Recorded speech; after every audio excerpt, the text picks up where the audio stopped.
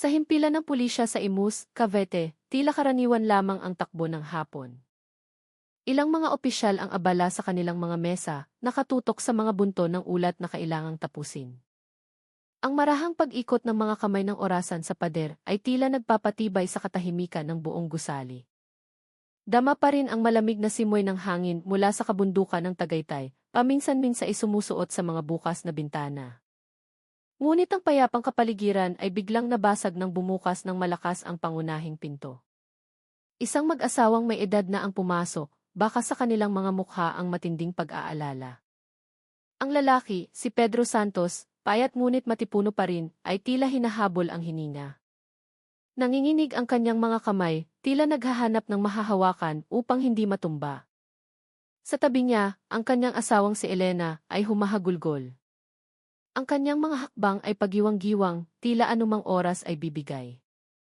Agad na tumayo ang desk officer upang salubungin sila, at may paggalang na inalok silang umupo. Sa sandaling iyon, isang opisyal na may malinis na uniforme ang naglalakad sa pasilyo. Siya si Police Major Joey Reyes, ang pangunahing investigador ng Criminal Investigation Unit ng Cavite City. Kagagaling lamang niya sa isang pulong sa Provincial Prosecutor's Office. Ang kanyang mga mata ay matalas, sanay na bumasa ng kilos at damdamin ng tao. Isang sulyap pa lamang sa nagpapanik na mag-asawa ay kumabog na ang kanyang dibdib. Hindi ito isang ordinaryong ulat ng pagkawala. Mabilis na lumakad si Major Reyes, binuksan ang pinto ng isang maliit na silid investigasyon, at sinabi sa isang tinig na mahinahon, ngunit may bigat, "Maupo po kayo, lolo, lola. Huminga po muna kayo ng malalim. Pagkatapos, ikwento ninyo sa amin ang lahat mula sa simula."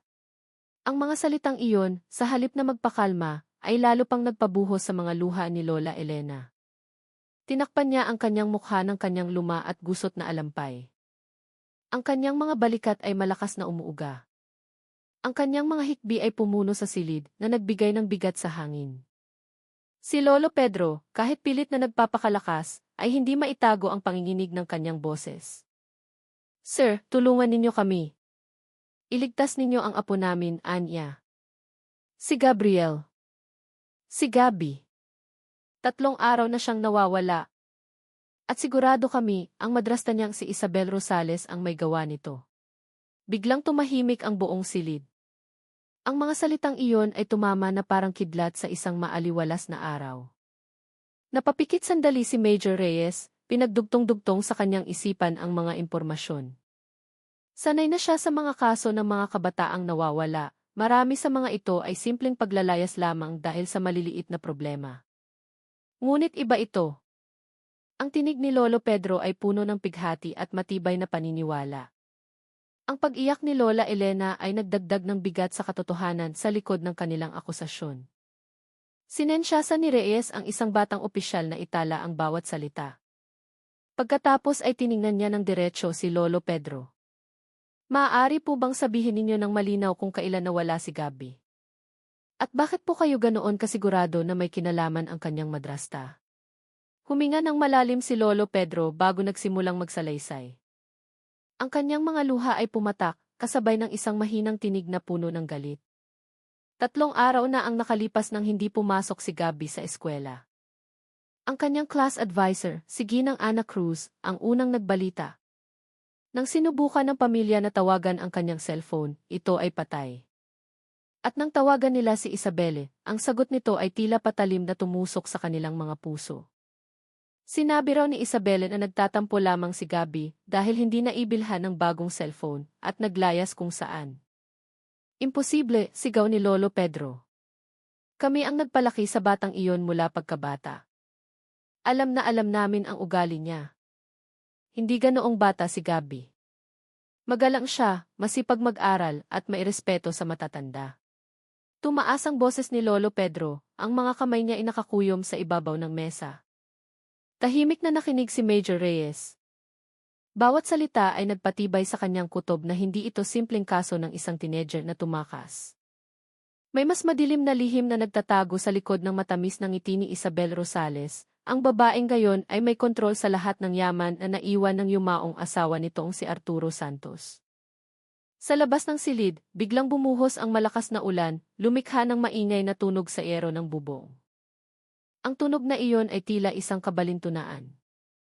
Ang kalikasan ay nililinis ang mundo, habang sa loob ng isang bahay, maaaring may isang malaking kasalanan na pilit tinatakpan ng kislap ng pera at kapangyarihan. Tiningnan ni Major Reyes ang mga mukha ng dalawang matanda sa kanyang harapan. Ang mga guhit sa kanilang mga mukha ay hindi lamang tanda ng edad, kundi ng malalim na sugat sa puso. Huminga siya ng malalim at sinabi sa buong-buong tinig, "Sige po, lolo, lola. Aaksyonan namin agad ang ulat na ito. Ipinapangako ko, hahanapin namin si Gabi at ilalabas namin ang katotohanan sa likod ng lahat ng ito." Ang mga salitang iyon ay nagpaiyak kay Lolo Pedro. Habang si Lola Elena ay mahigpit na hinawakan ang kamay ng kanyang asawa. Alam nila, mula sa sandaling iyon, ang pagkawala ng kanilang apo ay hindi na lamang isang usapin ng pamilya. Ito ay isa ng malaking kaso na maaaring yumanig hindi lang sa Tagaytay, kundi marahil sa buong rehiyon. Malakas ang buhos ng ulan sa Tagaytay noong gabing iyon. Ang tunog ng patak sa bubong, kasama ang amoy ng basang lupa, ay tumagos hanggang sa loob ng silid investigasyon. Ang malamlam na ilaw ng fluorescent lamp ay nag-iwan ng mahahabang anino sa dingding. Doon nakaupo si Major Jose Reyes, kaharap ang mag-asawang Santos. Patuloy pa rin ang pag-agos ng luha ni Lola Elena. Pilit namang kinokontrol ni Lolo Pedro ang kanyang sarili, kahit nanginginig ang boses habang inuulit na hindi isang pabayang teenager si Gabi.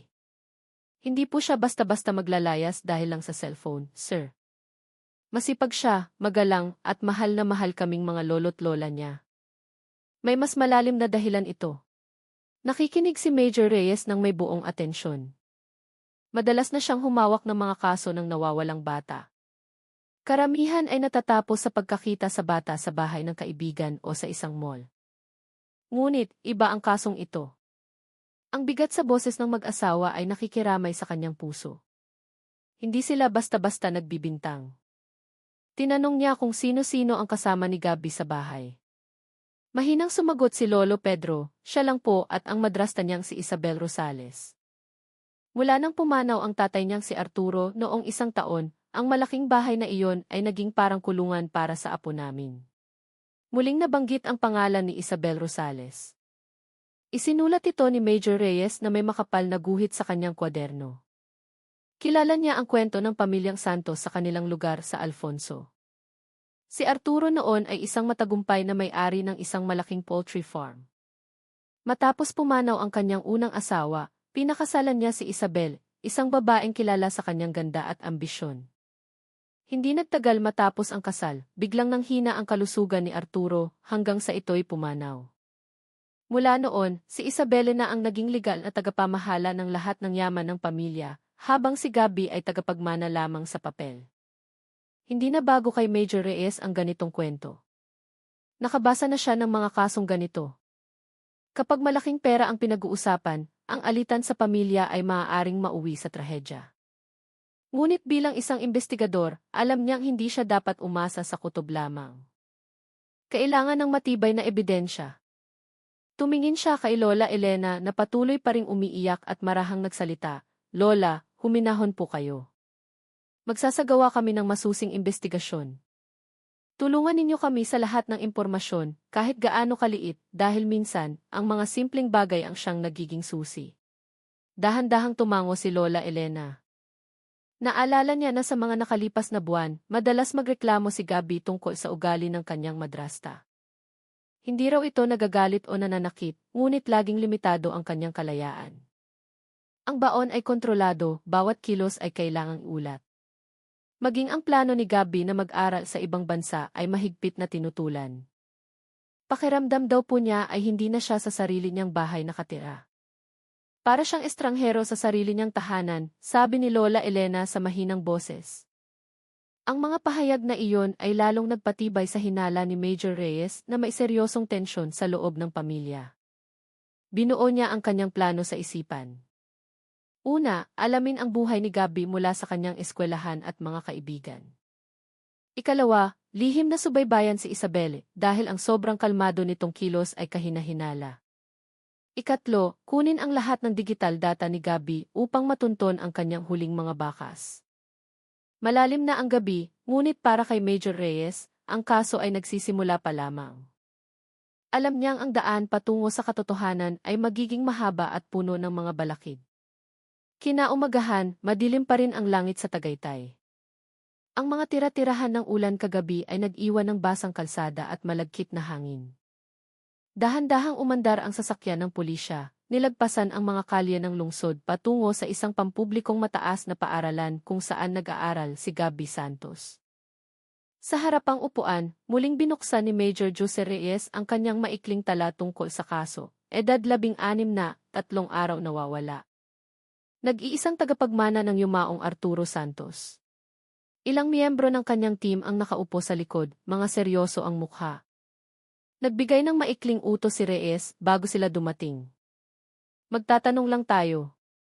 Wala pa tayong search warrant. Obserbahan ang kilos, itala ang bawat detalye.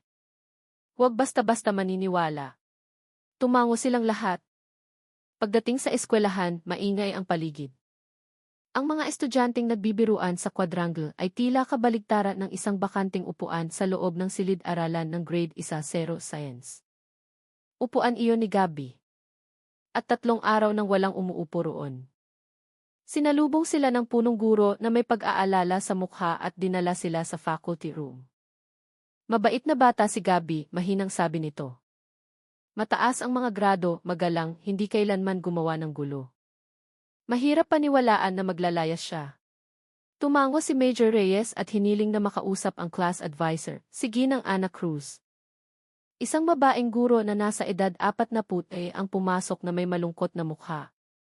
Kilala siyang malapit kay Gabby. Sa mahinang boses, ikinuwento niya na mula nang mamatay ang ama ni Gabby, naging tahimik ito. Pero nitong huling 2 buwan, naging masigla siya. Madalas siyang magkwento tungkol sa kolehiyo at sa kanyang mga pangarap. Sa tingin ko, imposible siyang umalis ng ganoon na lang. Ang sagot na iyon ay lalong nagpakumbinsi kay Major Reyes. Sunod niyang hiniling na makausap ang mga malalapit na kaibigan ni Gabby. Ilang estudyante ang ipinatawag sa guidance office upang mas malayang makapagsalita. Unang pumasok si Marco Gomez, ang kanyang katabi at pinakamalapit na kaibigan. Maputla ang kanyang mukha, ngunit pilit siyang nagpakatatag. Sir, hindi po ako naniniwalang naglaya si Gabby, matatag niyang sabi. Totoo pong madalas siyang mainis kay Tita Isabel, pero may malaki siyang pangarap. Sinabi niya sa akin, hintayin ko lang magnegatibo 18, Marco, ako na ang magdedesisyon para sa buhay ko. Nagtanong muli si Major Reyes, nagkausap ba kayo isang araw bago siya nawala? Opo, noong hapon po, sagot ni Marco. Nag-away sila ni Tita Isabel tungkol sa plano niyang mag-aral sa ibang bansa. Dismayado siya noon pero nakapagbiro pa rin sa akin. Imposibleng kinabukasan ay basta na lang siyang mawawala. Ang pahayag na iyon ay lalong nagpatibay sa paniniwalang hindi kusang umalis si Gabby. Maingat na itinala ni Major Reyes at nagtanong, kung aalis siya, anong mga gamit ang tiyak na dadalhin niya? Yung laptop po niya at ang koleksyon niya ng comics, mabilis na sagot ni Marco. Lagi niya pong dala-dala yon. Pero narinig ko po na nandoon pa lahat sa kwarto niya. Kaya sigurado po akong hindi siya umalis mag-isa. Ang simpleng impormasyong iyon ay mas matalas pa sa 1,000 ebidensya. Matapos si Marco, ilang kaibigan pa ang tinawag. Karamihan ay pareho ang sagot, mabait na bata si Gabby, mapagmahal sa lolo't lola, at may malinaw na pangarap. Walang naniniwalang iiwan niya ang lahat ng ganoon na lang. Ngunit nang dumating ang pagkakataon ng isang babaeng estudyante na nagngangalang Angela, pinsan ni Gabby, nagbago ang ihip ng hangin. Tila nag-aalangan si Angela.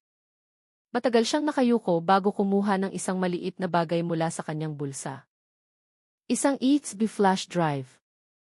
Sir, kay Kuya Gabby po ito. Ipinatago niya sa akin 1 linggo na ang nakalipas. Sabi niya, kung may mangyari sa kanya, itago ko raw po ito. Biglang tumahimik ang silid. Tinanggap ni Major Reyes ang flash drive na may kumakabog na dibdib. Alam niyang ang isang batang tulad ni Gabby ay bihirang mag-iwan ng ganitong habilin, maliban na lang kung mayroon siyang nararamdamang panganib. Nagpatuloy si Angela sa mahinang boses. gabi bago po siya nawala, nag-text po siya sa akin. Sabi niya, Angela, huwag kang matakot kung may kakaibang mangyari sa bahay.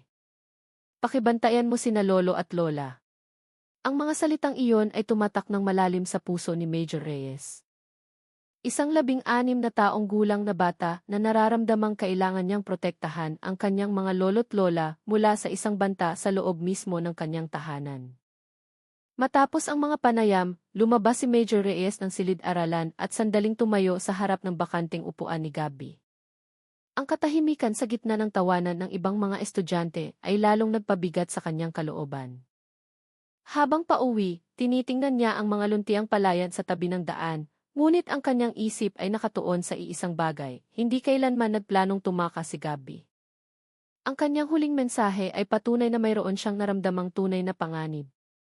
Noong hapong iyon, sa pansamantalang command post ng Cavite City, isang cybercrime team ang espesyal na ipinatawag. Ang isang batang tulad ni Gabby ay nabubuhay sa cellphone at social media. Kung totoong naglayas siya, tiyak na may bakas, sabi ni Major Reyes. Kung wala, ibig sabihin, sa pilitang pinutol ang kanyang mga bakas. Ilang oras ang lumipas, lumabas ang unang resulta. Ayon sa data mula sa telco, ang huling tawag ni Gabby ay naitala noong 3 oras ng hapon, isang maikling tawag kay Marco. Pagkatapos noon, wala nang aktibidad. Ang huling lokasyon ng signal, 10 oras ng gabi, ay natukoy pa sa cell tower malapit sa kanilang bahay. Pagkatapos noon, namatay na ang cellphone. Muling tumahimik ang silid. Ang katotohanang iyon ay nangangahulugang nawala si Gabby sa paligid lamang ng kanyang sariling tahanan. Sir, may maikling tala sa memo API na otomatikong na-save sa cloud, ulat ni F. Ramos, miyembro ng cyber team. Maikli ang pangungusap, ngunit nagpatahimik ito sa lahat. Pakiramdam ko, nakakulong ako. Kung may mangyari sa akin, pakiusap, hanapin ninyo ang sagot sa bahay na ito. Matagal na napayuko si Major Reyes. Ang simpleng mga salitang iyon ay parang huling sigaw ng isang bata. Ikinuyom niya ang kanyang kamao. Gabby, narinig na namin ang mensahe mo. Babalik kami sa bahay na iyan, at sa pagkakataong ito, hindi kami uwing walang dala. Kinabukasan ng hapon, kulay abo pa rin ang langit sa Cavite. Ang ambon na bumuhos mula pa kaninang tanghali ay nag-iwan ng mga sanaw sa daan patungo sa Alfonso. Dahan-dahang umandar ang sasakyan ng pulisya, nilagpasan ang mga basang palayan at hanay ng mga simpleng bahay. Sa di kalayuan, isang malaking gusali ang nakatayo sa tuktok ng isang burol, ang malaking bahay ng pamilyang Santos. Ang puting pader nito ay kitang-kita laban sa pulang tisa nitong bubong. Napapalibutan ito ng mataas na bakod at malawak na hardin na tila maayos na inaalagaan. Mula sa likod ng bahay, maririnig ang mahinang ingay ng mga manok mula sa malaking kulungan. Kakatigil pa lang ng sasakyan sa harapan ng bahay ng isang babae ang lumabas sa beranda. Siya si Isabel Rosales. Suot niya ang isang asul na bestida na bumagay sa kanyang katawan. Manipis ang kanyang makeup at maayos na nakapusod ang kanyang buhok. Isang magiliw na ngiti ang nakapinta sa kanyang mga labi, isang ngiti na sobrang tamis para sa sitwasyon ng isang ina na 3 araw nang nawawalan ng anak-anakan. Magandang hapon po, mga pulis, malambing na bati ni Isabel. Tuloy po kayo. Alam kong nag-aalala na ang mga magulang ng yumaong asawa ko. Pero maniwala kayo, nagtatampo lang si Gabby. Uwi rin siya. Isang maikling tango lamang ang isinagot ni Major Reyes. Nararamdaman niyang mayroong itinatago sa likod ng pagiging magiliw nito. Isang ngiti na mas mukhang isang palabas kaysa sa sinseridad. Maluwag at marangya ang sala ng bahay. Maayos na nakahanay ang mga leather na sofa. Isang malaking pinta ang nakasabit sa dingding. Sariwang mga bulaklak ang pumuuno sa mga sulok. Ngunit ang pakiramdam ay malamig, parang isang showroom, hindi isang lugar kung saan nagtitipon ang isang pamilya. Pinili ni Major Reyes na umupo sa tapat mismo ni Isabel. Sa mahinahong boses, sinimulan niya ang pag-uusap. Ginang Rosales, nakatanggap po kami ng ulat na 3 araw nang hindi pumapasok si Gabby. Maaari niyo po bang ikwento kung ano ang nalalaman ninyo? Huminga ng malalim si Isabel, nagpanggap na nag-aalala. Nagkaroon po kami ng konting hindi pagkakaunawaan. May gusto siyang isang bagay na sa tingin ko ay hindi naman kailangan, kaya nagalit siya at umalis dala ang isang bag. Akala ko po ay sa bahay lang ng kaibigan niya tumuloy, alam niyo na, teenager. Tinitigan siya ng diretsyo ni Major Reyes at nagtanong kung ano ang mga dinala ni Gabby. Sinensyasa ni Isabelle ang isang kasambahay na agad namang dumating dala ang isang itim na backpack. Ito po ang inihanda niya. May mga damit at personal na gamit. Kaya sigurado po akong sadya siyang umalis. Binuksan ni Major Reyes ang bag. Totoo, may ilang nakatuping damit at gamit panligo, ngunit agad siyang nagtaka. Wala ang laptop ni Gabby. Wala rin ang paborito niyang koleksyon ng comics. Ang mga bagay na pinakamalapit sa isang teenager ay naiwan. Sinubukan niyo na po bang tawagan ang mga kaibigan niya? Tanong muli ni Major Reyes. Ngumiti si Isabelle nang may pagkailang. Hindi ko po masyadong kilala ang mga kaibigan niya. Bihira po kasing magkwento si Gabby. Mahirap isipin na ang isang ina, kahit madrasta pa, ay walang alam tungkol sa mga kaibigan ng anak na kasama niya sa bahay. Ang kawalan ng kaalaman ay nagpapakita ng isang malaking agwat sa pagitan nila. Habang nag-uusap, dalawang miyembro ng team ang nagpaalam na tingnan ang kwarto ni Gabby. Ang silid ay malinis, maayos ang kama, puno ng libro ang mesa, at nandoon pa ang laptop na nakasaksak sa charger. Ang hanay ng mga comics ay maayos na nakasalansan sa estante. Sa isang maliit na mesa, may isang larawan ni Gabby kasama ang kanyang yumaong ina. Isang opisyal ang bumulong kay Major Reyes, kung naglayas, kadalasan dala ng bata ang laptop o paboritong gamit. Nandito pa po lahat. Bahagyang tumango si Major Reyes. Ang maliliit na detalyeng iyon ay lalong nagpatibay sa hinala na ang kwento ni Isabelle ay hindi tugma sa katotohanan. Pagkatapos ng halos isang oras, tinapos ni Major Reyes ang panayam. Tumayo siya at tiningnan si Isabelle nang walang ekspresyon. Salamat po, Ginang Rosales. Patuloy po naming imbestigahan ito. Sa ngayon, manatili po muna kayo sa bahay para madali namin kayong makontak. Umiti ng matamis si Isabelle na tila nakahinga ng maluwag. Siyempre po. Hindi naman po ako aalis. Sana ay bumalik na si Gabby. Ngunit habang papalabas si Major Reyes at ang kanyang team, ramdam niya ang mga titig ni Isabelle na sumusunod sa kanila. Mayroong kakaiba sa mga titig na iyon, hindi pag-aalala ng isang ina, kundi ang tusong paniniwala na handa na ang kanyang sagot sa bawat tanong. Sa labas, sandaling huminto si Major Reyes. Naghihintay ng utos ang kanyang mga tauhan. Sa mahinang boses, sinabi niya, simula ngayong gabi, maglagay tayo ng surveillance. Lihim lang sa paligid ng bahay na ito. 2 tao, salitan. 24 oras. Walang dapat na kilos na hindi natin malalaman. Nag-aalangang nagtanong ang isa, Sir, mukhang kalmado po siya. Baka naman po totoo ang naglayas lang si Gabby. Tumingin si Major Reyes sa malaking bahay sa burol. Mula sa malayo, ang puting gusali ay tila marilag, ngunit malamig. Walang magulang na magiging ganoon kakalmado kapag 3 araw nang nawawala ang anak, mahina niyang sabi. Ang ganyang klaseng kapanatagan ay hindi tanda ng pagsuko, kundi tanda na mayroong itinatago. Dahan-dahang umalis ang sasakyan ng pulisya. Mula sa salamin, nakita pa ni Major Reyes si Isabelle na nakatayo sa beranda, kumakaway na may manipis na ngiti, isang ngiti na tila nakadikit sa kanyang mukha, na para bang sigurado siyang lahat ng kanyang plano ay naaayon sa gusto niya. Huminga ng malalim si Major Reyes. Alam niyang nagsisimula pa lamang ang laro. Ang kalaban niya ay hindi isang ordinaryong tao, kundi isang babaeng nagtatago ng malaking lihim sa likod ng kanyang magiliw na pakikitungo. Gabi na muli sa Alfonso. Mula sa malayo, ang malaking bahay ng pamilyang Santos ay maringal na nakatayo sa tuktok ng burol, na iilawan ng mga ilaw sa hardin. Ang unang gabi ng pagbabantay ay tahimik.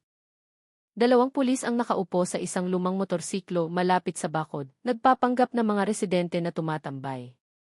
Mula roon, nakikita nila ang sinumang pumapasok at lumalabas. Simple ang kanilang unang ulat. Normal ang kilos ni Isabelle. Sa umaga, namalengke, sa tanghali, tumanggap ng mga supply ng feeds, sa hapon, nagdilig ng mga halaman. Pagsapit ng 10 oras ng gabi, patay na ang mga ilaw. Walang senyales ng pag-aalala, walang pagtatangkang hanapin ang bata. Sobrang normal ng lahat. Nang mabasa ni Major Reyes ang ulat kinaumagahan, kumunot ang kanyang noo. Kung totoong naglaya si Gabby, dapat abala ang isang ina sa paghahanap, tawag dito, tawag doon, pinupuntahan ang mga bahay ng kaibigan. Hindi siya magiging ganito kakalmado. Ang ganitong katahimikan ang delikado, bulong niya sa sarili. Kinabukasan, nagpa siya si Major Reyes na personal na mag-obserba. Nagsuot siya ng lumang jacket at sombrero at naglakad sa isang maliit na daan sa paligid ng bakod ng bahay. Mula sa likod ng mga puno ng saging, nakita niya si Isabel na nakatayo sa poultry farm, nagbibigay ng utos sa mga trabahador. Ang kanyang mga kilos ay tiyak, ang kanyang mukha ay kalmado. Mas mukha siyang abalang negosyante kaysa sa isang inang nawawala ng anak. Lalong lumakas ang kutob ni Major Reyes. Ang isang taong may malaking itinatago ay kadalasang mukhang sobrang kalmado. Umikot siya sa likuran ng poultry. Mahaba ang hanay ng mga kulungan ng manok at matapang ang amoy ng dumi. Ngunit natigilan siya nang makita ang isang maliit na gusali sa dulo ng lot, isang bodega na may sementadong pader at bakal na pinto, tila mas matibay kaysa sa mga kulungan. Mula sa maliit na bentilasyon, may naamoy siyang matapang na kemikal. Lumapit siya at binati ang isang matandang trabahador na nag-iigib ng tubig. Mang, para saan po ang bodegang iyan? Mabilis na lumingon ang trabahador at mahinang sumagot, "Diyan po ang gilingan ng feeds. Ginagamit lang po yan tuwing tanghali. Sa gabi, laging nakalock. Pero nitong mga nakaraang araw, may kakaibang amoy na lumalabas dyan." Ang maikling sagot na iyon ay nagpakabog sa dibdib ni Major Reyes. Nagpasalamat siya at mabilis na umalis, ayaw makalikha ng hinala. Ngunit sa kanyang isipan, minarkahan na niya ang bodegang iyon bilang pinakakahina-hinalang lugar.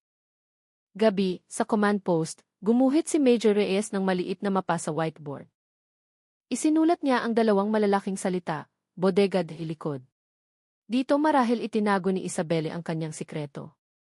Wala pa tayong legal na basihan para maghalughog, kaya magtiis muna tayo. Pero simula ngayong gabi, itutok ang pagbabantay sa bodegang iyan. Sa mga sumunod na araw, lalong humigpit ang pagbabantay. Kumunot ang noo ni Major Reyes sa mga ulat na dumarating. Halos gabi-gabi, pumupunta si Isabel sa likod bahay. Dala niya ang isang timba ng tubig at bote ng panlinis, at binubuhusan ang sahig sa paligid ng bodega. Pagkatapos, papasok siya sandali gamit ang isang susi, bubuksan ang ilaw, at lalabas na may kalmadong mukha. Isang pulis ang bumulong sa radyo, "Sir, kakaiba po ito. Kung bodega lang ng feeds, bakit napakasipag niyang linisin tuwing gabi?"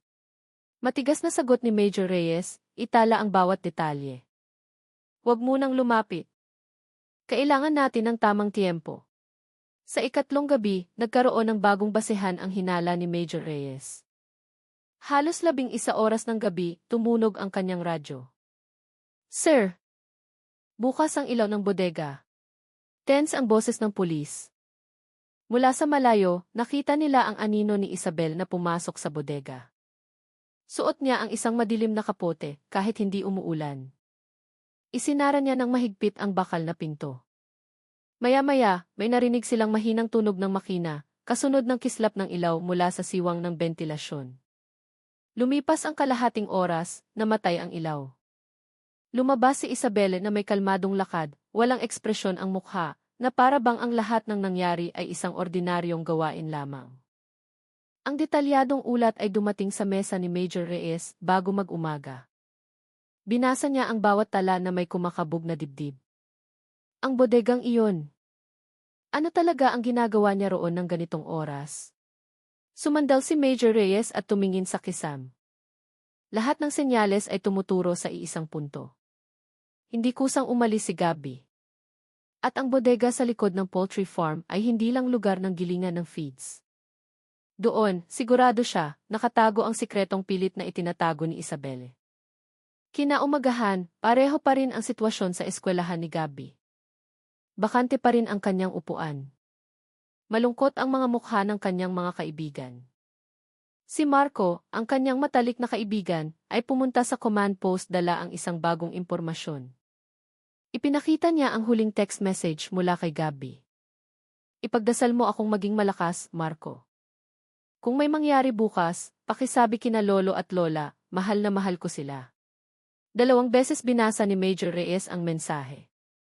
Simpleng mga salita, ngunit parang isang pamamaalam. Tugma ito sa digital report na nagpapakitang ang huling signal ni Gabby ay nasa paligid ng kanilang bahay. Sa kanyang isipan, bumulong si Major Reyes, Gabby, malapit na kami. Walang sikretong maaaring ibaon magpakailanman. Noong gabing iyon, muling nagpatuloy ang pagbabantay. 2 pulis ang nagpanggap na mga binatang tumatambay sa isang sari-sari store malapit sa daan patungo sa malaking bahay. Mula roon, nakikita nila ang mahinang ilaw sa likod bahay. Pumasok ang ulat sa radyo, "Sir, pumasok na naman ang target sa bodega." Mas matagal ngayon. Ikinuyom ni Major Reyes ang kanyang kamao. Bawat kilos ni Isabelle ay nagdaragdag sa kanyang paniniwala na ang pinto, patungo sa katotohanan, ay nasa likod ng mga pader ng bodegang iyon. 5 araw mula nang mawala si Gabby, lalong tumindi ang tensyon sa command post. Ang mga ulat mula sa cyber team, mga guro, at mga kaibigan ni Gabby ay nagsimulang bumuo ng iisang larawan. Lahat ng saksi ay sumang-ayon na hindi si Gabby ang tipo ng teenager na maglalayas ng walang dahilan. Maayos ang kanyang mga grado, maganda ang pakikipagkaibigan, at may malaki siyang pangarap na mag-aral sa ibang bansa. Inilahad ni Ramos ang bagong data. "Sir, ang huling tawag ni Gabby ay 3 oras ng hapon, isang maikling tawag kay Marco. Pagkatapos noon, wala ng aktibidad. Ang signal ng cellphone niya ay natukoy pa hanggang 10 oras ng gabi, mga 500 metro mula sa kanilang bahay, bago tuluyang namatay." Nakikinig si Major Reyes na may kunot sa noo. Pinatunayan nito na hindi talaga umalis si Gabby. Nawala siya sa paligid mismo ng kanyang tinitirhan. Hindi pa doon natapos. Nagdagdag ng sorpresa si Ramos. "Nahanap namin ang isang maikling tala sa memo app na otomatikong na-save sa cloud bago namatay ang cellphone niya." Agad na binasa ni Major Reyes ang text sa screen, "Pakiramdam ko, nakakulong ako. Kung may mangyari sa akin, pakiusap, hanapin ninyo ang sagot sa bahay na ito." Biglang tumahimik ang silid. Ang mga salitang iyon ay parang huling tinig ni Gabby, nag-iwan ng gabay upang hindi siya basta-basta mawala. Sandaling ipinikit ni Major Reyes ang kanyang mga mata at mahinang sinabi, "Gabby, narinig na namin ang mensahe mo. Babalik kami sa bahay na iyan, at sa pagkakataong ito, hindi kami uwing walang dala."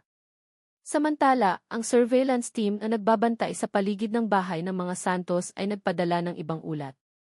Isa sa mga miyembro ang nag-ulat sa radyo, "Sir, lumabas ang target gamit ang pribadong sasakyan, hindi papuntang palengke. Sinusundan namin." Huminto ang sasakyan ni Isabel sa isang modernong cafe sa sentro ng Tagaytay. Mula sa malayo, nakita siyang nakaupo sa isang sulok kasama ang isang lalaking naka-Amerikana. Nakakuha ng larawan ang pulis mula sa ligtas na distansya. Noong gabi, dumating ang larawan kay Major Reyes. Nang palakihin, malinaw ang mukha ng lalaki. Kilala niya ito, si Attorney Diaz, isang kilalang abogado sa Cavite na madalas humawak ng mga kaso ng mana. Tumagal ng halos 2 oras ang kanilang pag-uusap. Seryosong nakikipag-usap si Isabel. Paminsan-minsan ay nagsusulat, habang si Attorney Diaz ay mahabang nagpapaliwanag. Nang maghiwalay, isinilid ni Isabelle ang isang manipis na folder sa kanyang bag. Ang kumpletong ulat ay natipon sa command post noong gabing iyon. Tumayo si Major Reyes sa harap ng malaking whiteboard. Idinikit niya ang larawan ni Isabelle at Attorney Diaz at pinagdugtong ng pulang linya. Nawawala ang anak-anakan niya, pero ang kinikita niya ay isang abogado na eksperto sa mana. "Ano ang inihahanda niya?" sabi ni Major Reyes sa mabigat na tono. Nagdagdag ng paliwanag si Ramos. "Kung maidedeklara si Gabby na nawawala ayon sa batas, maluwag nang mabubuksan ang daan para sa mana. Ang pagpupulong na ito ay malinaw na walang kinalaman sa paghahanap sa bata." Dahan-dahang tumango si Major Reyes. Ngunit alam niyang lahat ng iyon ay hinala pa lamang. Kung walang pisikal na ebidensya, hindi mahuhuli ng korte si Isabel. Sa mga sumunod na araw, may mga bago na namang ulat. Gabi-gabi, nahuhuli si Isabel na nagbubuhos ng sahig sa paligid ng bodega gamit ang tubig at panlinis. Lagi niyang dala ang susi, papasok sandali at lalabas muli. Ang lahat ng kanyang kilos ay detalyadong itinatala. Nagsimula na ring magbulungan ang mga kapitbahay. Si Aling Rosing, isang nagtitinda ng kakanin malapit sa kanilang kalye, ay nagkwento sa isang pulis na nagpanggap. Kakaiba no, iho. Nawawala ang anak-anakan niya, pero hindi man lang nagtatanong si Ginang Isabel sa amin. Sabi niya, nagbakasyon lang daw. Kinikilabutan nga ako. Ang maliit na impormasyong iyon ay lalong nagpalinaw sa larawang binubuo ni Major Reyes. Sinusubukan ni Isabel na magmukhang normal, ngunit ang kanyang katahimikan ang siyang nag-aanyaya ng hinala. Ikapitong gabi mula nang mawala si Gabi, muling nagtipon ang team sa command post. Sa whiteboard, ang larawan ni Isabel ay nakakonekta kay Attorney Diaz at isang malaking tandang pananong sa ibabaw ng salitang ibodega di likod. Malinaw na ang mga katotohanan, paliwanag ni Major Reyes. Huling nakita si Gabi na pumasok sa bahay 9:00 ng gabi. Nawala ang signal ng cellphone niya 1 oras pagkatapos, sa paligid pa rin ang bahay. Pagkatapos noon, wala nang bakas. Samantala, abala si Isabel sa pakikipagkita sa abogado at lihim na pumapasok sa bodega tuwing gabi. Lahat ng ito ay magkakaugnay. Seryosong nakatingin ang mga miyembro ng team. Ngunit pinaalalahanan sila ni Major Reyes, para makasulong tayo sa susunod na hakbang, kailangan natin ng siwang. Isang saksi o isang bagong tuklas. Hanggat wala pa yon, huwag tayong magpapabaya. Sa labas, muling umambon, binabasa ang mga daan. Mula sa bintana ng command post, tiningnan ni Major Reyes ang madilim na direksyon patungo sa bahay ng mga Santos. Alam niyang hindi pabor sa kanila ang oras. Hindi ordinaryong babae si Isabel. Kung totoo ang hinala niya, nagtatago ito ng madilim na sikreto. Bawat araw na lumilipas ay lalong nagpapahirap sa paghahanap ng bakas. Sa kanyang isipan, bumulong siya, Gabi, magtiis ka. Maghihintay kami. At kapag dumating ang tamang oras, walang pintong makakapagtago ng katotohanan. 8 araw. Mula nang mawala si Gabi, kakaiba ang pakiramdam sa command post. Isang lalaking nasa katanghali ang gulang na may gusot na damit ang balisang nakaupo sa waiting area. Hawak niya ang isang lumang sombrero. Nakayuko siya, tila nag-aalangang magsalita. Agad siyang napansin ni Major Reyes na kalalabas lang mula sa isang pulong. Sino po siya? Tanong niya sa desk officer. Ang pangalan niya po ay Ricardo, sir. Dati pong trabahador sa bahay ng mga Santos. Gusto raw po kayong makausap, sagot ng opisyal. Mabilis na tumango si Major Reyes. Papasukin ninyo, Mang Cardo. Maupo po kayo. Ano po ang maipaglilingkod ko? Huminga ng malalim si Mang Cardo at nagsimulang manginig ang kanyang boses. Hindi ko na po kayang manahimik, sir. Noong gabing nawala si Gabi, may nakita po ako. Noong una, takot po akong magsalita. Pero hindi po ako mapakali. Baka po kasama ng mailibing ang sikreto. Lumapit si Major Reyes, seryoso ang kanyang mga mata. Sabihin niyo lang po ang lahat. Poprotektahan po namin kayo. Yumuko si Mang Cardo at nagsimulang magkwento. Noong gabing iyon, bumalik po ako sa likod bahay mga 11 oras na. May naiwan po akong itak. Habang dumadaan ako malapit sa bodega, nagtaka po ako kasi bukas pa ang ilaw. Kadalasan po kasi nakalock na iyon simula hapon. Ano po ang nakita ninyo? Mahinang tanong ni Major Reyes. Nagtago po ako sa likod ng puno. Mula sa siwang ng bintana, kitang-kita ko po si Ginang Isabel sa loob. Nakasuot po siya ng plastik na kapote. Nakagwantes ang mga kamay. At ang mas nakakagulat, narinig ko po ang ugong ng gilingan ng feeds sa gitna ng gabi.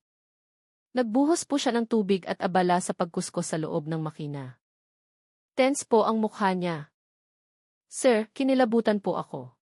Tinitigan siya ng diretsyo ni Major Reyes. Sigurado po kayong si Ginang Isabel yon? Kilalang-kilala ko po siya. Ilang taon po akong nagtrabaho doon. Imposibleng magkamali. Noong gabing iyon, sigurado pong nandoon siya. Natakot po ako kaya umalis na ako agad, mahinang sabi ni Mang Cardo. Biglang tumahimik ang silid. Ang bagong piraso ng impormasyon ay sakto sa malaking puzzle na binubuo ni Major Reyes at ng kanyang team sa loob ng isang linggo. Bakit po ngayon lang kayo nagulat? Maingat na tanong ni Major Reyes. Huminga ng malalim si Mang Cardo. Natakot po ako, sir. Matapang po si Ginang Isabelle. Kung nagsalita po ako agad, baka mawalan ako ng trabaho. Pero ilang araw lang ang nakalipas, bigla niya po akong tinawag. Matanda na raw po ako at mabagal, kaya tinanggal niya ako agad. Ang pakiramdam ko po, gusto niya akong paalisin para hindi ako magsalita. Tumayo si Major Reyes, lumakad sandali at tiningnan ang whiteboard sa dingding. Nandoon pa rin ang larawan ni Isabel, ang pangalan ni Attorney Diaz, at ang salitang Kibodega de likod. Ngayon, nagdagdag siya ng bagong tala gamit ang pulang marker, saksi, Mang Cardo. Humarap siya sa kanyang team. Ito na ang hinihintay natin. Isang direktang testimonya na nagpapatibay sa lahat ng ating hinala. Noong gabing nawala si Gabi, nasa bodega si Isabel, binuksan ang malaking makina at may nilinis. Kinabukasan, dali-dali niyang sinisante ang nag-iisang taong nakakita sa kanya. Sumabat si Dalawa Ramos. Sa testimonya pong ito, mayroon na tayong matibay na basehan para humingi ng search warrant. Matatag na tumango si Major Reyes. Tama. Hindi na natin dapat ipagpaliban ito.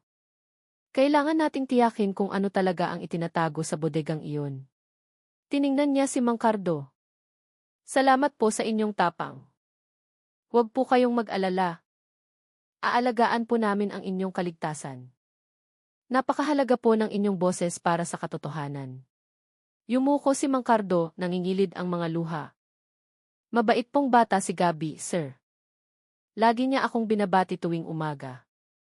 Hindi ko po matiis na mawala na lang ang kanyang mga bakas. Tinapik siya ni Major Reyes sa balikat. Maniwala po kayo, malapit nang lumabas ang katotohanan. Noong hapon ding iyon, binuo ni Major Reyes ang kumpletong kaso. Pinagdugtong-dugtong niya ang lahat, digital data, testimonya ng mga guro at kaibigan, ang malamig na kilos ni Isabel, ang pakikipagkita niya sa abogado, ang kahina-hinalang aktibidad sa bodega, at ngayon, ang testimonya ng dating trabahador. Nang matapos ang papeles, tiningnan niya ang orasan. Nagsisimula nang mamula ang langit sa labas at muling umambon. Isinara ni Major Reyes ang makapal na folder ng may buong kumpiyansa. Bukas, hihingi tayo ng opisyal na permiso para maghalughog. Kapag bumukas ang pinto ng bodegang iyon, lahat ng sikreto ay mabubunyag. Sabay-sabay na tumango ang team. Alam nilang isang malaking hakbang na ang kanilang gagawin. Noong gabi, muling tinitigan ni Major Reyes ang maikling tala ni Gabi sa laptop. Hindi na niya ito binasa ng malakas, sapat nang damhin ang kahulugan nito sa kanyang puso. Huminahon ka na, anak, bulong niya. Malapit na kami. Malapit nang masagot ang iyong lihim. Kinaumagahan, amoy basang lupa pa rin ang hangin sa Cavite, matapos ang magdamag na ulan. Sa kanyang opisina, nakaupo si Major Jose Reyes na may seryosong mukha. Sa kanyang harapan, isang makapal na folder ang naglalaman ng resulta ng kanilang masipag na pagtatrabaho. Ang testimonya ng mga saksi, digital data, ang timeline ng pagkawala ni Gabi, at ang pahayag ni Mang Cardo ang naging huling piraso ng mahabang palaisipan. Dahan-dahang isinara ni Major Reyes ang folder at tiningnan ang kanyang mga tauhan ang may matatag na boses. Ngayong araw, kikilos na tayo. Wala nang dahilan para mag-antay. Sapat na ang ebidensya, hihingi na tayo ng search warrant. Pagsapit ng tanghali, tumuloy siya sa Provincial Prosecutor's Office. Malamig at tahimik ang silid, tanging tunog lang ng orasan ang maririnig. Isang senior prosecutor ang tumanggap ng folder mula kay Major Reyes. Isa-isang binuklat ang mga pahina. Paminsan-minsan ay kumukunot ang kanyang noo. Matagal siyang huminto sa bahagi ng testimonya ni Mang Cardo tungkol sa bodega. Isinara niya ang folder at tiningnan si Major Reyes. Pagkatapos ng ilang sandali, tumango siya. Malinaw ang argumento, matibay ang ebidensya. Sa ngalan ng batas, ibibigay ko ang permiso. Isang pirma ang idiniin. Isang basang pulang selyo ang tumatak sa papel. Tinanggap ni Major Reyes ang sulat na may kumakabog na dibdib. Alam niyang hindi ito basta-basta papel. Ito ang susi na magbubukas ng pinto ng katotohanan. Hapon, napuno ng ingay ng mga sasakyan ang himpilan. Ang mga miyembro ng investigasyon ay naghahanda, suot ang kanilang mga tactical vest. Ang forensic team naman ay inihahanda ang kanilang mga espesyal na kagamitan. Tumayo si Major Reyes sa kanilang harapan. Malakas ang kanyang boses, ngayong gabi, hahalughugin natin ang bahay ni Isabel Rosales. Tandaan, ang trabaho natin ay hindi lang maghanap ng ebidensya, kundi ng sagot sa pagkawala ng isang bata. Gawin ng maingat, isang maliit na detalye ay maaaring maging susi. Sabay-sabay na sumagot ang mga miyembro, "Sir, yes, sir." Pagsapit ng takip silim, umalis ang konvoy. Ang tahimik na daan sa baryo ay umugong sa ingay ng mga sasakyan. Nagtatakang sumilip ang mga residente mula sa kanilang mga bintana. Ang malaking bahay ng mga Santos ay tila marilag, ngunit malamig nang huminto ang konvoy sa harapan nito. Nakatayo si Isabel sa beranda, suot pa rin ang isang simpleng damit pambahay. Nagulat siya nang makita ang pulutong ng mga pulis, ngunit agad siyang pilit na ngumiti. Lumapit si Major Reyes at ipinakita ang opisyal na sulat. Ginang Isabel Rosales, ito po ang search warrant mula sa piskalya. Susuriin po namin ang buong kabahayan at mga gusali sa lugar na ito. Namutla ang mukha ni Isabelle, kahit pilit siyang nagpapakalma. Sige po, sir. Bukas po ang bahay ko. Wala po akong itinatago. Magiliw ang kanyang mga salita, ngunit may nabasa si Major Reyes sa kanyang mga mata. Isang pagkabalisa na itinatago sa likod ng manipis na ngiti. Nagsimula ang pagsusuri sa sala, nagpatuloy sa mga kwarto, kusina, hanggang sa mga imbakan. Lahat ay tila malinis, halos sobrang linis. Nagtala at kumuha ng litrato ang team, ngunit wala silang nakitang kakaiba. Hanggang sa makarating sila sa likod bahay. Sa isang sulok, nakatayo ang isang bodegang may kupas na pintura at malaking bakal na pinto na nakalock. Lumingon si Major Reyes kay Isabel. Pakibuksan po ang bodega. Sandaling nag-alangan ang babae bago ibinigay ang susi mula sa kanyang bulsa. Bodega lang po yan ng feeds ng manok. Walang espesyal dyan, sabi niya, mas mahina na ang boses kaysa kanina. Nang bumukas ang bakal na pinto, isang amoy ng halumigmig at matapang na kemikal ang sumalubong sa kanila. Ang sahig ay tila basa, na para bang kabubuhos lang. Agad na kumilos ang forensic team.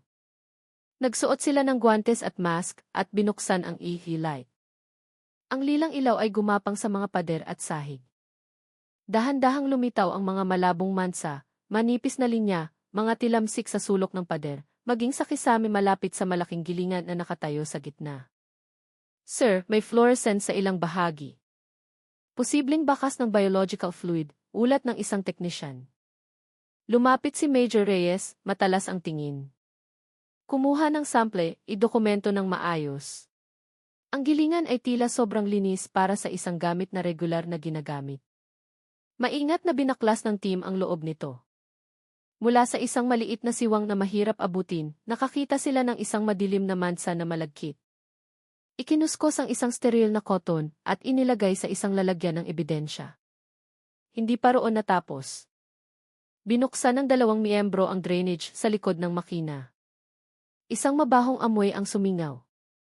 Mula sa rehas ng drainage, nakakita sila ng ilang hibla ng itim na buhok. Ang mga natuklasang ito ay nagpatahimik sa buong silid. Alam ng lahat na ang maliliit na bagay na iyon ay maaaring maging malaking susi. Huminga ng malalim si Major Reyes at matatag na nagsalita. Sapat na. Malinaw na ang ebidensya. I-seal ang bodegang ito. Nakatayo si Isabel sa may pinto. Ngayon, tuluyan na siyang namutla. Ang kanyang mga kamay ay kinukuyom ang maliit na bag na dala niya. Bahagyang nanginginig ang kanyang katawan. Sinubukan niyang magsalita. Tira-tira lang po yan ng panis na feeds. Huwag niyo pong bigyan ng ibang kahulugan. Matagal siyang tiningnan ni Major Reyes at sinabi ng diretsahan, sa opisina na po kayo magpapaliwanag. Ngayong gabi, sasama po kayo sa amin.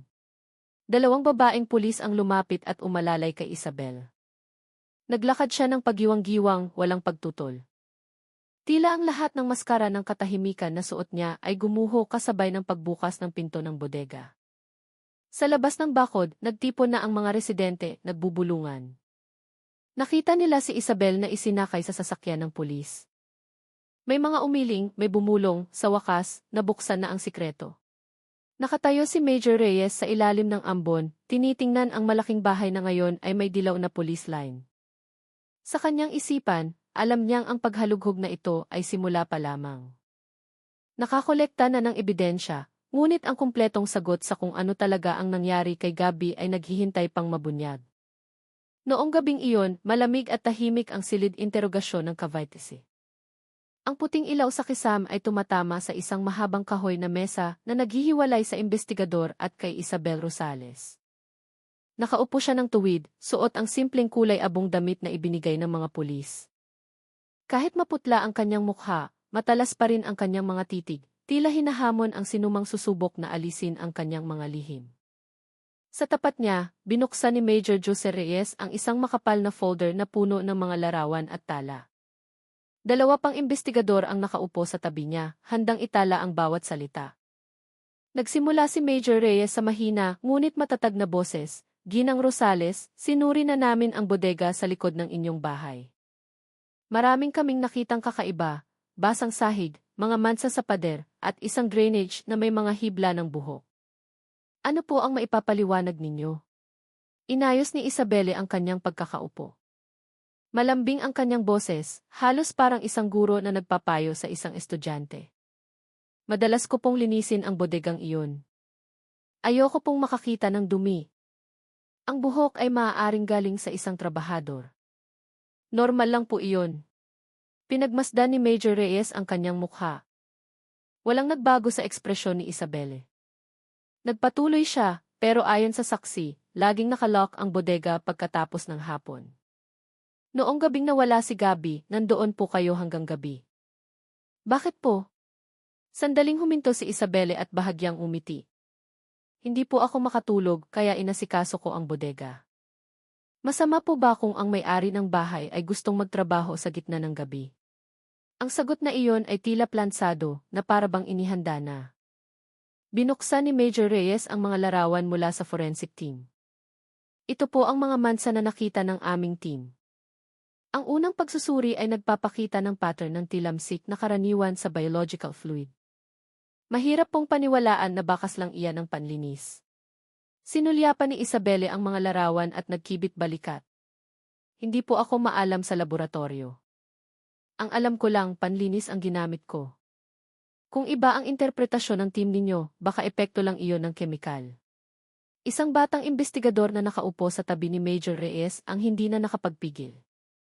"Ginang, isang batang nawawala ang pinag-uusapan natin. Kayo ang kanyang madrasta. Hindi ba't dapat kayo ang pinaka-nag-aalala?" Lumingon si Isabelle, manipis ang kanyang ngiti. "Nag-aalala po ako, pero hindi lahat ay pare-pareho ng paraan ng pagpapakita ng kalungkutan. Pinili kong maging kalmado, pero hindi ibig sabihin na wala akong pakialam." Sinensyasa ni Major Reyes ang kanyang kasama na manahimik. Tiningnan niya si Isabel ng mas malapitan. "Pag-usapan po natin ang relasyon ninyo ni Gabby. Maraming saksi ang nagsasabing hindi maganda ang inyong relasyon. Gusto ni Gabby na mag-aral sa ibang bansa, pero tumutol kayo. Nagkaroon ng pag-aaway noong gabi bago siya nawala. Tama po ba?" Sa pagkakataong ito, mas matagal ang kanyang paghinto. Kinuyom ni Isabelle ang dulo ng kanyang damit. Kahit pilit niyang pinapanatiling kalmado ang kanyang mukha, halata ang pagbabago. Matigas po ang ulo ni Gabby. Humihingi siya ng isang bagay na sa tingin ko ay sobra na.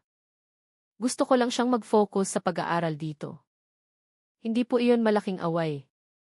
Pinagsabihan ko lang siya." Nahuli ni Major Reyes ang maliit na detalye, ang hindi mapigilang pagkuyom ng kamay, ang sobrang haba ng paghinto. Alam niyang ang matibay na panangga na suot ni Isabelle ay nagsisimula ng magkaroon ng lamat. Binago niya ang kanyang diskarte. Mas naging mahinahon ang kanyang boses. "Mahirap po talagang magpalaki ng teenager, lalo na kung hindi sariling anak. Pero sa totoo lang po, maraming nakakakita na masyado niyo siyang hinihigpitan. Pakiramdam ni Gabby, para siyang nakakulong. Alam niyo po ba iyon?" Naging matalim ang tingin ni Isabelle. May kislap ng galit na mabilis niyang itinago. Opinyon po iyan ng ibang tao. Ginagawa ko lang po kung ano ang sa tingin ko ay tama. Muling tumahimik ang silid. Dahan-dahang tumiktak ang orasan. Sumandal si Major Reyes, isinara ang folder at nagpa siyang huminto muna. Kung walang opisyal na resulta mula sa laboratorio, walang saysay na pilitin pa si Isabel. Sige po, Ginang Rosales, naitala na ang inyong mga sagot. Pero tandaan ninyo, hindi dito nagtatapos ang investigasyon. Hindi nagsisinungaling ang ebidensya. Magkikita po tayong muli. Maikling tumango si Isabel. Pumasok ang dalawang babaeng pulis upang samahan siya palabas. Dahan-dahan ang kanyang lakad, malamig pa rin ang kanyang mukha. Ngunit napansin ni Major Reyes na ang kanyang mga titig ay hindi na kasing kalmado tulad ng dati. May pagkabalisa na sumisilip kahit pilit niyang itinatago. Nang maisara ang pinto, mahinang nagsalita ang batang investigador, "Sir, napakatuso po ng babaeng iyan." Lahat ng sagot niya parang inihanda na. Tumingin si Major Reyes sa mesa, marahang tumatapik ang kanyang mga daliri. Tama. Magaling siyang magpigil. Pero walang kasinungalingan ang kayang magtagal magpakailanman. Hintayin natin ang resulta ng laboratorio. Iyon ang magiging martilyo na babasag sa kanyang panangga. Malalim na ang gabi. Umalis si Major Reyes sa silid interogasyon na puno ng plano. Dumiretso siya sa silid ng kanyang team. Doon, naghihintay ang malaking whiteboard na puno ng mga larawan at tala. Tinitigan niya ang mukha ni Gabby na nakadikit sa gitna at bumulong, "Magtiis ka, anak." Malapit nang lumabas ang katotohanan. 2 araw matapos ang paghalughog, isang makapal na sobre na may pulang selyo ang dumating sa mesa ni Major Jose Reyes. Nakasulat sa labas, resulta ng pagsusuri ng forensic laboratory. Maingat niya itong binuksan. Isa-isang sinuri ang mga pahina. Ang ebidensyang matagal na nilang kinokolekta ay nagsasalita na ng malinaw. Ang mga mansa sa pader ng bodega ay positibong dugo ng tao na may ZE na kapareho ng kay Gabby Santos. Ang buhok na natagpuan sa drainage ay tugma rin sa sample na kinuha mula sa suklay ni Gabby. Lahat ay tumuturo sa iisang konklusyon, hindi kailanman umalis si Gabby sa bahay. Nasaktan siya roon. Isinara ni Major Reyes ang folder, huminga ng malalim. Alam niyang ito na ang sandata na babasag sa depensa ni Isabel. Hapon, nagtipon ang team sa harap ng whiteboard. Idinikit ni Major Reyes ang mga larawan ng ebidensya at ang buod ng resulta. Mga kasama, ito na ang sagot. Ngayong gabi, muli nating interogahin si Isabel. Sa pagkakataong ito, wala na siyang lusot.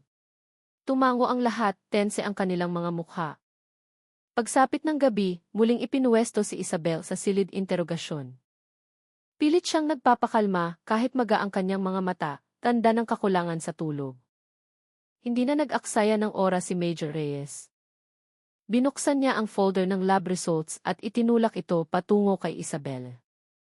Ginang Rosales, ang mga mansa sa bodega ay hindi detergent. Dugo po iyon ng tao. Ang EC ay tugma kay Gabby. Ang buhok sa drainage ay kay Gabby rin. Pakipaliwanag po. Matagal na tinitigan ni Isabelle ang mga dokumento at bahagyang ngumiti. Maaaring magkamali ang resulta ng laboratorio. Maaaring nagkapalit ng sample. May karapatan po akong humingi ng muling pagsusuri. Lumapit si Major Reyes, mahina ngunit matalim ang kanyang boses. Ginang, hindi po ito basta-basta. Hindi nagkakamali ang crime lab. Pinal na po ang resultang ito at alam na alam ninyo kung ano ang ibig sabihin niyan. Hindi basta nawala si Gabby. Nasaktan siya sa loob ng inyong bahay. Huminga si Isabelle, naghahanap ng lusot. Kung may dugo man, baka nasugatan lang siya. Madalas siyang maging pabaya. Ang buhok, baka nalaglag lang noong naglalaro siya sa paligid ng bodega. Tinitigan siya ng diretsyo ni Major Reyes. Kung maliit na sugat lang, bakit umabot hanggang kisame ang mga tilamsik? Ang ganyang pattern ay nangyayari lamang kung may malakas na puwersa, hindi isang simpleng galos. At ang buhok na natagpuan ay hindi lang isang hibla, may kasama itong himaymay na naipit sa salaan ng makina. Samba rin po ba iyon? Tumahimik ang silid. Gumalaw ang mga labi ni Isabelle, ngunit walang salitang lumabas. Sa unang pagkakataon, nawala ang kumpiyansa sa kanyang mukha. Lumambot ng bahagya ang boses ni Major Reyes. Ginang Rosales, hindi ko kailangan ng paligoy-ligoy na kwento.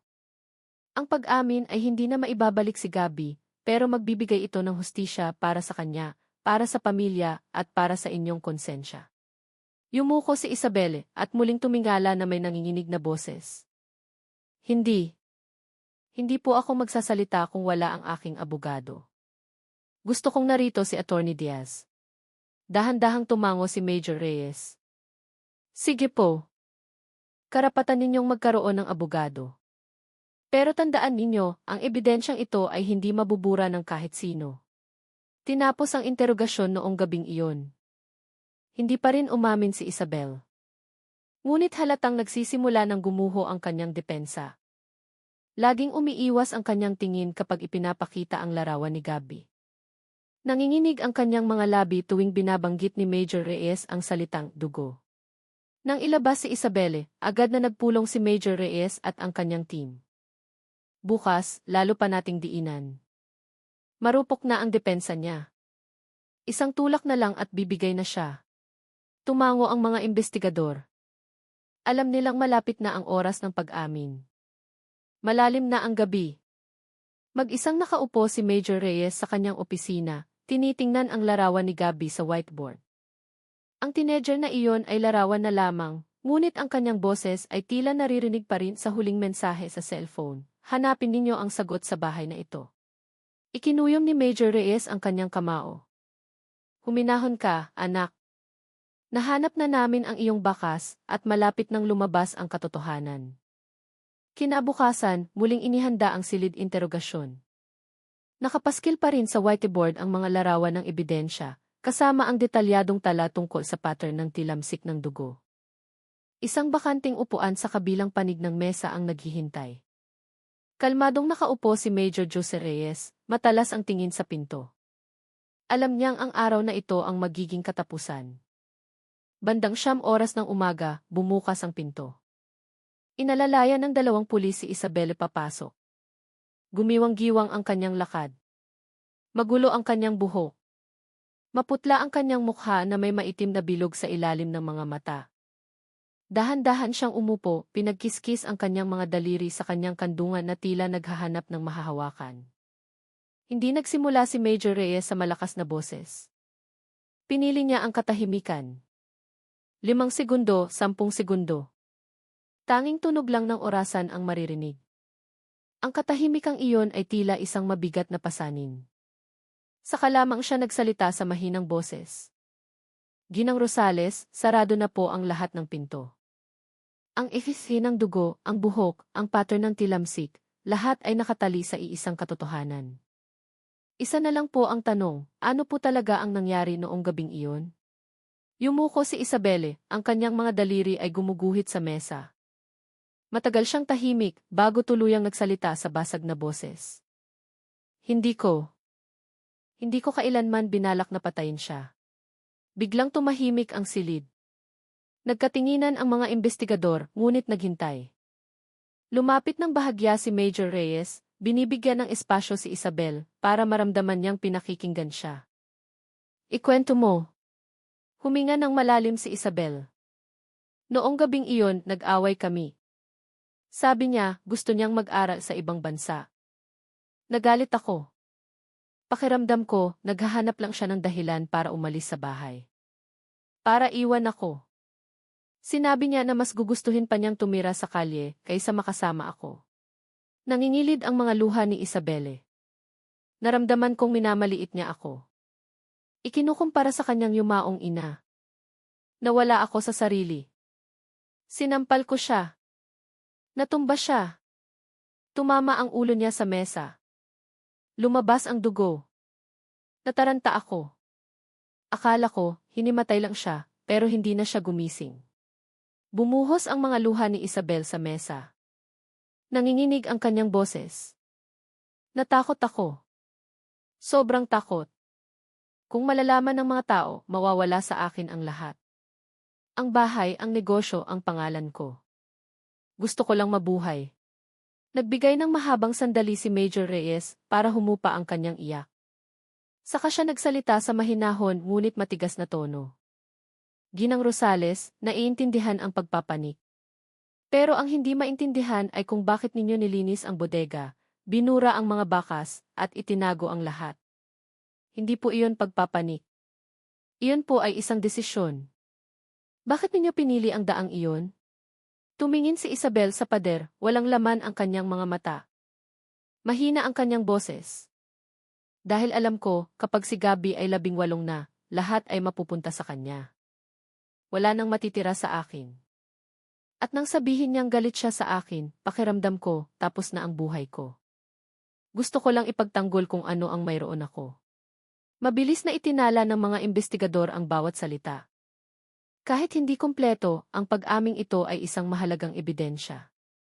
Inamin ni Isabelle ang pag-aaway, ang pananampal, at ang takot na mawala ng yaman. Dinidiinan ni Major Reyes ang kanyang boses. Ginang, ang mabuhay ay hindi nangangahulugang maninira ka ng buhay ng iba. Si Gabi ay isang batang dapat ninyong inalagaan. Ang katotohanan ay hindi ninyo maaaring putulin sa gitna. Sa madaling panahon, lalabas din ang lahat. Tinakpan ni Isabelle ang kanyang mukha. Tahimik na ngayon ang kanyang pag-iyak. Tanging ang pagtaas-baba ng kanyang mga balikat ang nakikita. Hindi na siya sumagot. Tumagal ng halos 2 oras ang interogasyon. Tuwing babanggitin ni Major Reyes ang bodega o ang gilingan, tumatanggi ng magsalita si Isabelle. Mahina lang siyang nagsasabi, hindi ko na kayang alalahanin. Ngunit ang kilos na iyon ay lalong nagpatibay sa paniniwala ng team na mayroong pinakamadilim na detalye na itinatago pa rin niya.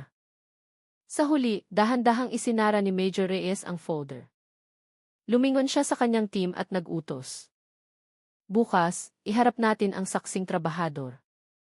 Hayaan nating marinig ni Isabelle ang boses ng taong nakakita mismo. Marupok na ang depensa niya. Isang tulak pa at hindi na niya kakayanin. Inalalayan palabas si Isabel nang hindi lumilingon.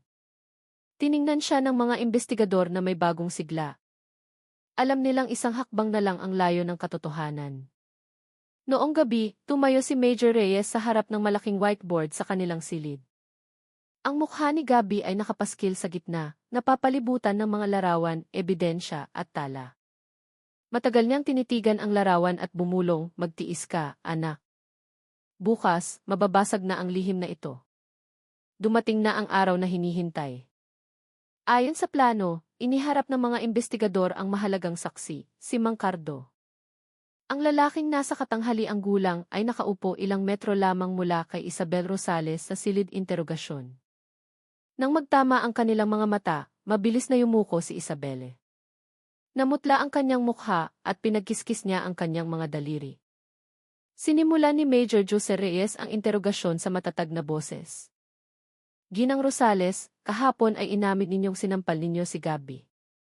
Ngunit higit pa roon ang nakita ni Mang Cardo. Halos hating gabi nasa bodega kayo. Binuksan ninyo ang makina, nakasuot ng kapote at may nilinis. Paano ninyo iyan ipapaliwanag? Nabalisa si Isabel. Mabilis ang kanyang paghinga. Umiling siya, ngunit lalo siyang dinidiinan ni Major Reyes. Malinaw na ang forensic evidence. Nandito na rin ang saksi. Wala nang ibang daan kundi ang magsabi ng totoo. Isang mabigat na katahimikan ang bumalot sa silid. Tiningnan ni Mang Cardo si Isabel na may pagkadismaya, tila isang amang nakatingin sa isang naligaw na anak. Sa wakas, ipinikit ni Isabelle ang kanyang mga mata. Isang paos na boses ang lumabas sa kanyang mga labi. Noong gabing iyon, matapos kong sampalin si Gabi, natumba siya. Tumama ang ulo niya sa mesa. Sinubukan ko siyang gisingin pero hindi siya gumalaw. Malamig ang kanyang katawan. Nalaman kong wala na siya. Huminto siya sandali. Kinuyom niya ang gilid ng upuan. Nagsimulang pumatak ang kanyang mga luha. Natakot ako. Naisip ko ang kulungan. Naisip kong lahat ay ituturo ako. Pakiramdam ko, masisira ang buhay ko. Kaya kinalagkad ko ang katawan niya papunta sa bodega. Isa lang ang nasa isip ko, kung walang bakas, walang makakapagpatunay. Bumuhos ang kanyang iyak, nanginginig ang kanyang katawan. Binuksan ko ang makina. Doon! Sinubukan kong alisin ang lahat ng bakas. Pagkatapos, binuhusan ko ng tubig at sabon ang sahig. Pinalitan ko ang mga sako ng feeds. Itinapon ko ang lahat ng maaaring maging ebidensya. Akala ko, sa ganoong paraan, mawawala ang lahat. Yumuko si Isabelle, walang tigil ang kanyang pag-iyak. Napakalaki ng pagkakamali ko. Lahat dahil sa takot na mawalan. Takot na mawalan ng bahay, ng negosyo, ng pangalan. Tuwing nakikita ko si Gabby, pakiramdam ko, siya ang banta na magpapaalis sa akin. Noong gabing iyon, nawala ako sa sarili. Lumapit si Major Reyes. Matalas ngunit kontrolado ang kanyang boses. Ginang Rosales, hindi ito simpleng pagpapanik. Hindi ninyo lang siya sinampal. Gumawa kayo ng plano pagkatapos. Naglinis kayo, nagtago at gumawa ng kwento na naglaya si Gabby. Hindi iyon biglaan. Iyon ay isang sadayang pagpili. Matagal na natahimik si Isabel. Sa huli, dahan-dahan siyang tumango.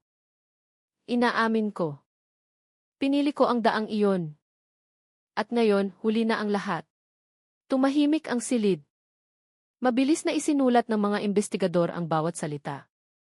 Yumuko si Mang Cardo, malungkot ang kanyang mukha. Huminga ng malalim si Major Reyes at Sumeñas. Alam ng lahat na ang pag-aming ito ang huling piraso ng mahabang palaisipan. Forensic evidence, saksi, at ngayon, ang verbal na pag-amin. Kumpleto na ang lahat. Mahinang tumayo si Isabel nang ilabas siya. Hindi na siya lumaban o tumanggi. Sumuko na ang kanyang mukha, walang laman ang kanyang mga mata, nakayuko sa sahig. Tila wala ng halaga ang mundo sa paligid niya. Tiningnan ni Major Reyes ang kanyang team. Mga kasama, hindi pa tapos ang trabaho natin. Buin natin ang kaso. Dalhin natin ang lahat ng ebidensya sa korte. Hayaan nating ang batas ang magbigay ng hatol. Ang mahalaga, lumabas na ang katotohanan. Tumango ang mga investigador. Kahit mabigat ang kanilang dibdib sa narinig, alam nilang may matibay ng basehan ang hustisya. Noong gabi, bumalik si Major Reyes sa kanyang opisina. Tinitigan niya ang mukha ni Gabby sa whiteboard. Sa kanyang isipan, bumulong siya, huminahon ka na, anak. Lumabas na ang katotohanan. Ilang buwan matapos ang buong pag-amin, ang kaso ni Isabel Rosales ay umabot na sa korte. Ang silid hukuman ng Tagaytay City ay puno ng mga tao, mga mamamahayag, mga kamag-anak at mga usisero. Lahat ay gustong malaman ang katapusan ng madilim na kwentong bumalot sa kanilang lugar.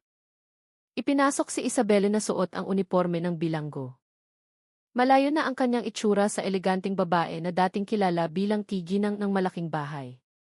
Ngayon, mukha siyang pagod, walang laman ang mga mata, at mabigat ang mga hakbang. Walang ngiti, walang luha, tanging katahimikan na tila tinatanggap na ang kanyang kapalaran. Binuksan ng hukom ang paglilitis. Inilahad ng taga-usig ang buong kwento, mula sa pag-aaway, sa forensic evidence, sa testimonya ni Mang Cardo, hanggang sa pag-amin ni Isabel. Lahat ay inilahad ng walang butas. Nakikinig si Isabel ng walang reaksyon. Paminsan-minsan ay yumuyuko, paminsan-minsan ay nangingilid ang mga luha, ngunit hindi na siya tumanggi. Nang bigyan siya ng pagkakataong magsalita, mahina lang siyang nagsabi, nagsisisi po ako, pero ang pagsisisi ko ay hindi na maibabalik si Gabby. Tumahimik ang silid hukuman. Walang hiyawan, walang palakpakan, tanging mahahabang buntong hininga. Sa upuan ng mga manonood, magkahawak kamay na nakaupo sina Lolo Pedro at Lola Elena. Puno ng luha ang kanilang mga mukha, hindi dahil sa kasiyahan, kundi dahil ang sugat ng pagkawala ng kanilang apo ay hindi na maghihilom. Ngunit, kahit paano, lumabas na ang katotohanan at nakamit na ng kanilang apo ang hustisya. Binasa ng hukom ang hatol. Si Isabel Rosales ay napatunayang nagkasala sa salang murder na may kasamang pagtatangkang itago ang krimen. Hinatulan siya ng habang buhay na pagkakakulong. Umalingaw-ngaw ang mga salitang iyon sa buong silid. Natahimik si Isabel. Wala nang paglaban sa kanyang mukha. Tila naubos na ang lahat ng kanyang lakas. Tanging isang marupok na katawan na lang ang natira. Sa labas ng korte, pinagkaguluhan ng mga mamamahayag si Lolo Pedro. Sa paos na boses, sinabi niya, matatanda na kami. Isa lang po ang gusto namin, sana wala ng pamilyang dumanas ng ganito. Huwag nating hayaang bulagin ng pera ang puso ng tao. Ang mga salitang iyon ay tumama sa puso ng marami. Dahil sa likod ng kasong ito, nakita ng lipunan kung gaano karupok ang tao kapag kinain ng takot at kasakiman. Ang isang babaeng mukhang mahinhin ay maaaring maging isang halimaw dahil lamang sa ayaw niyang mawala ng yaman at posisyon. Para kay Major Jose Reyes at sa kanyang team, ang kasong ito ay nag-iwan ng malaking aral. Walang perpektong krimen. Gaano man katalino ng isang tao, laging may paraan ang katotohanan para lumabas, sa pamamagitan man ng maliit na ebidensya, isang saksi, o isang pag-amin na sa huli ay bibigay dahil sa bigat ng konsensya. Ilang linggo matapos ang hatol, ipinagbili ang malaking bahay ng mga Santos. Pinili ni na Lolo Pedro at Lola Elena na manirahan sa isang maliit at simpleng bahay sa gilid ng lungsod. Ang bahagi ng pinagbentahan ay idinonate nila sa isang ampunan bilang alaala sa kanilang apo na hindi na naabot ang kanyang mga pangarap. Ang kwento ni Isabelle at Gabi ay naging isang madilim na paalala sa komunidad ng Tagaytay, isang kwento kung paano ang kasakiman at takot ay maaaring magdala sa isang tao sa isang daan na hindi nila kailanman inakala. Matapos ang hatol, ang buong Tagaytay ay pinuno pa rin ng usapan tungkol kay Isabel Rosales. Sa mga kapihan, sa palengke, maging sa mga jeep. Pinag-uusapan kung paano nagawang isakripisyo ng isang babae ang kanyang anak-anakan para lamang sa pera at posisyon. May mga nakahinga ng maluwag dahil nanaig ang hustisya. Ngunit marami rin ang kinilabutan. Nalaman nilang kayang sirain ng kasakiman ang puso ng isang tao, hanggang sa kayanan nitong ipikit ang mga mata sa sarili nitong kadugo. Sa eskwelahan ni Gabi, ang bakanting upuan sa klase ay nanatiling naroon. Nagkasundo ang mga guro na huwag itong galawin. Madalas maglagay ng mga bulaklak na papel ang mga kaklase niya sa mesa bilang tanda ng pangungulila. Sa faculty room, napapayuko si Ginang Ana Cruz tuwing naaalala ang ngiti ng kanyang masipag at puno ng pangarap na estudyante. Sina Lolo Pedro at Lola Elena ay nagsimula ng bagong buhay sa kanilang maliit na bahay. Kahit simple, mas payapa ang kanilang pakiramdam. Tuwing umaga, nagdidilig ng halaman si Lola Elena habang si Lolo Pedro ay nagbabasa ng dyaryo sa beranda. Paminsan-minsan, tumutulo ang kanilang mga luha kapag naaalala si Gabi, ngunit natutunan na nilang tanggapin na payapa na ang kanilang apo. Si Major Jose Reyes ay hindi rin madaling nakalimot. May mga gabi, mag-isa siyang nakaupo sa kanyang opisina, tinitingnan ang mga larawan na dating nakapaskil sa whiteboard. Nandoon pa rin ang mukha ni Gabi, bata, puno ng pag-asa. Sa kanyang isipan, madalas siyang bumubulong, anak, sana kung nasaan ka man ngayon, payapa ka na. Ang aming pakikipaglaban para sa katotohanan ay hindi lang para sa iyo, kundi para magsilbing aral sa lahat upang wala ng pamilyang masira dahil sa kasakiman. Ang kasong ito ay nagturo kay Major Reyes na mas pahalagahan ang sarili niyang pamilya. Tuwing umuuwi, mas marami siyang oras para sa kanyang asawa at 2 anak. Nalaman niyang hindi pera ang layunin ng buhay, kundi ang pagmamahal at pagsasama. Para sa komunidad, ang trahedyang ito ay naging isang paalala. Ang yaman ay maaaring mawala, ngunit ang katapatan at pagmamahal ay ang tunay na pamana.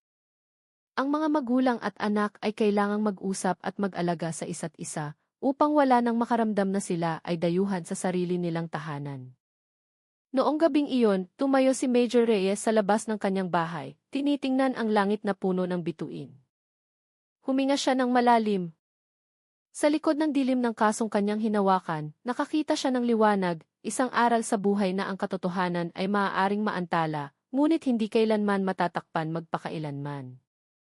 Lumipas ang mga araw, ngunit ang bakas ng kwento ni Gabi ay nanatili sa puso ng marami. Sa bawat sulok ng lungsod, ito ay naging isang pagninilay. Marami ang nakonsensya. Nalaman nilang ang tahanan ay dapat ang pinakaligtas na lugar para sa isang bata, hindi isang espasyo na puno ng takot. Ang takip silim ay nagpinta sa langit ng Tagaytay ng kulay kahel at ginto. Mula sa maliit na bahay sa gilid ng lungsod, magkatabing nakaupo sina Lolo Pedro at Lola Elena sa kanilang beranda. Ang hangin ay marahang umiihip, dala ang tunog ng mga kuliglig. Kahit may sugat pa rin sa kanilang mga puso, may kapayapaan na nagsisimulang tumubo. Alam nilang ang mga dasal na kanilang inialay ay natagpuan na ang daan. Wala na si Gabi, ngunit ang katotohanan tungkol sa kanya ay hindi na ilibing. Sa kandungan ni Lola Elena, may isang lumang album ng mga larawan. Ang kanyang mga daliri ay gumagapang sa isang larawan ni Gabi noong bata pa, na may inosenteng ngiti. Naalala niya ang mga araw na ang kanyang apo ay tumatakbo sa kanilang bakuran, tumatawa habang nagpapalipad ng saranggola. Muling pumatak ang kanyang mga luha. Ngunit ngayon, hindi na lang dahil sa pighati, kundi may kasamang pasasalamat na ang kanyang apo ay nag-iwan ng bakas ng pag-ibig sa puso ng marami. Marahang tinapik ni Lolo Pedro ang balikat ng kanyang asawa. Mahina siyang nagsalita, hindi na natin maiyayakap si Gabi sa mundong ito, pero ang pagmamahal natin para sa kanya ay hindi kailanman mawawala. Tumango si Lola Elena. Nangako silang aalagaan ang alaala na iyon sa pamamagitan ng pagbabahagi ng kabutihan sa kapwa. Sa eskwelahan, nagdaos ng isang maliit na pag-alaala ang mga kaibigan ni Gabi. Sa harap ng kanilang silid-aralan, isang whiteboard ang may nakasulat, Gabriel Gabi Santos, isang kaibigang puno ng pangarap. Lahat ng estudyante ay nagsulat ng kanilang mga dasal at pag-asa sa mga makukulay na papel at idinikit ito. May nagsulat, sana ay payapa ka na sa langit. Mayroon ding nagsulat, sana ang mga pangarap mo ay maging inspirasyon namin. Pati ang mga guro ay napaluha, ngunit ipinagmamalaki rin nila si Gabi dahil nagbigay siya ng mahalagang aral kahit maikli lamang ang kanyang buhay. Umuwi si Major Jose Reyes ng gabi na matapos isara ang kaso. Matagal siyang tumayo sa labas ng kanyang bahay, tinitingnan ang langit. Sa kanyang isipan, tila kinakausap niya si Gabi, anak, ang kaso mo ay nagturo sa aming lahat. Natutunan naming walang krimen na maitatago magpakailanman. Natutunan naming ang kasakiman ay nagdudulot lamang ng kapahamakan. At higit sa lahat, natutunan naming ang pamilya ang pinakamalaking yaman na hindi kayang palitan ng anuman. Ang kwentong ito ay nagtuturo sa ating lahat na ang pag-ibig at katapatan ay mas mahalaga kaysa sa anumang yaman. Ang isang marangyang bahay ay walang halaga kung walang sinseridad sa loob nito. Ang kayamanan ay walang silbi kung ang puso ay puno ng takot at inggit. Sa kabilang banda, ang isang simpleng tahanan ay maaaring maging isang paraiso kung ito ay puno ng pagmamahal. Maraming residente ng Tagaytay ang nagsimulang mas maging maalaga sa kanilang pamilya matapos ang trahedyang ito. Isang ama sa palengke ang umuuwi ng maaga para makasabay sa hapunan ang kanyang pamilya. Isang ina ang nangakong mas pakikinggan ang kanyang teenager na anak. Ang maliliit na pagbabagong ito ay bunga ng pagdurusa ng pamilya Santos, isang paalala upang hindi na maulit ang ganitong trahedya. Sina Lolo Pedro at Lola Elena ay madalas nang tumanggap ng mga bisita.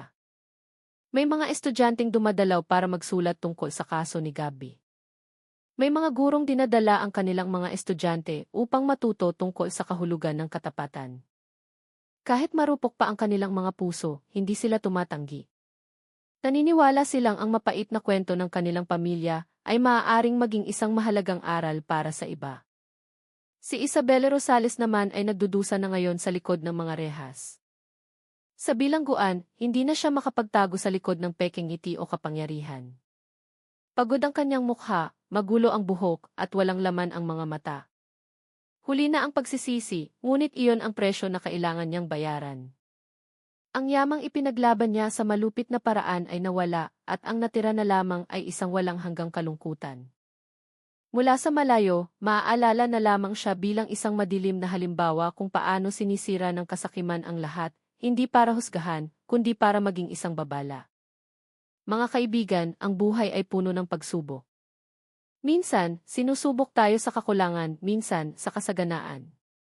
Ang pinakamabigat ay kapag nahaharap tayo sa pagpili sa pagitan ng pag-ibig at kasakiman.